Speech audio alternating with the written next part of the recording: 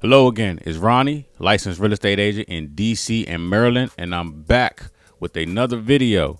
And today, because I'm getting a lot of calls, texts, and emails about condos, I decided to make a video on why you should not buy a condo in the state of Maryland in most cases.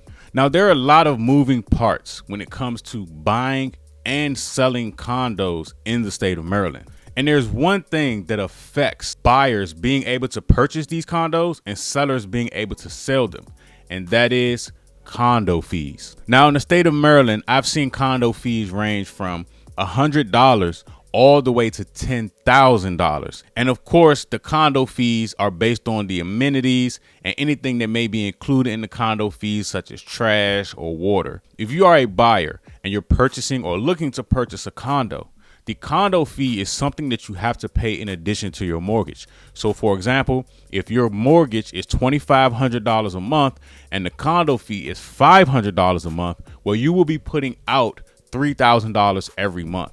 Now, if you are pre-approved for $300,000 and you're looking to purchase a $300,000 condo, well, that condo having a $400, $500, or $1,000 condo fee could disqualify you from getting that condo because of that high condo fee, which pushes off or offsets your debt to income ratio. Now, here's where condo fees get more complicated. The majority of the people that are buying real estate in today's market are using government-backed loans. And those are, for example, the FHA, which requires 3.5% down, or the conventional, which has 3% down. There's also the VA loan for veterans that has 0% down.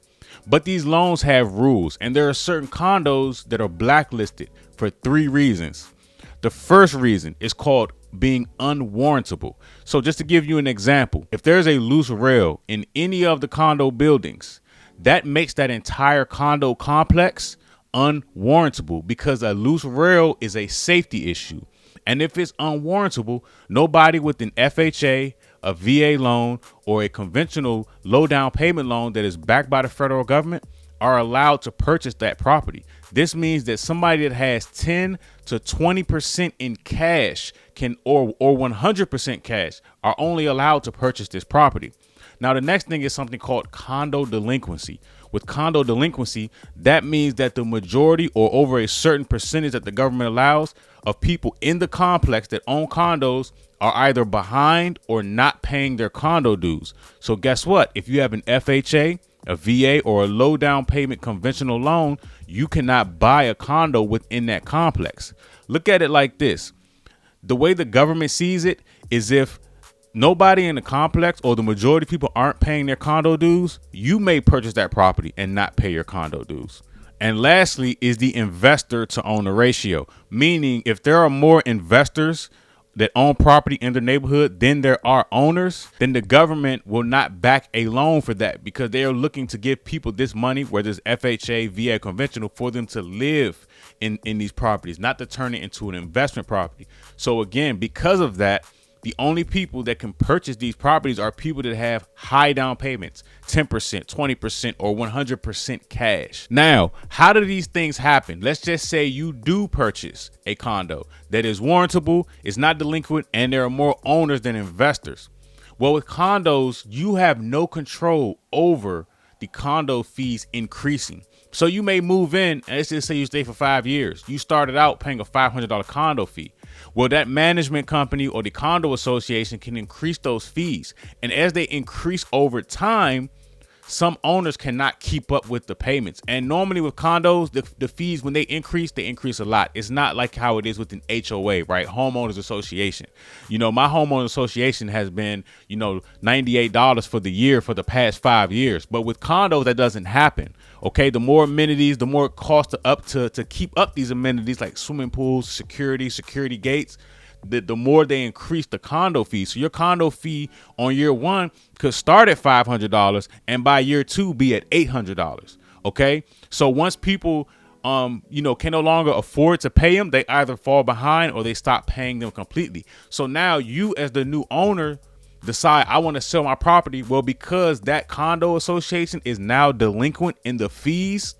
Well, guess what? there's a very small pool of people that can purchase your condo because they have to have either a lot of cash down or be paying 100% in cash. Now, last but not least, the value or the appreciation of condos in the state of Maryland is slow. Okay. In the state of Maryland, single family appreciates the fastest. Then there's townhomes, and condos are last. Most condos in the state of Maryland have zero appreciation. They may appreciate a very small percentage, but for the most part, you cannot add value to a condo. Okay, now you can, put hardwood floors, put very nice fixtures in it. That's fine, but you can't go outside of your individual unit, not like how you can with a single family home. So for example, you can add a garage, you can pave the driveway, you can do things to add value to the property, but that is not so with condos. In Maryland, the best place to buy a condo is in what I call beach town. So for example, if you look at Miami, there's nothing but condos in Miami versus here, where it's single family homes, townhomes, and then condos here and there, and then single family homes and townhomes. It's a mixture of everything. But when you look at a place like Miami, there's nothing but condos, okay? And people are willing to pay or overpay for the view. But in Maryland, 9 times out of 10, nobody is overpaying for a condo, okay? So the value curve is a lot slower. So I just wanted to bring you all this information, because I get this question. I get people to reach out to me in reference to condos. Not all condos are bad. There are some very good condo associations. There are some very good condos. But for the most part, with most condos in the state of Maryland, you will run into these issues, whether they are unwarrantable, whether they are delinquent, or there are too many investors invested in that condo neighborhood. And you then will have to come with a larger down payment. You cannot use a grant on an unwarrantable, a delinquent, or a condo association that has too many investors in it. You can't do it, unfortunately. So I just wanted to bring you this information. I hope this is valuable, and I hope this was or gave you a good understanding of how condos operate in the state of Maryland. In the event you want to have a discussion about this, feel free to drop down in the comments, or you can shoot me an email, or you can call me or text me. My information is always down below. I look forward to hearing from you, and thanks for watching.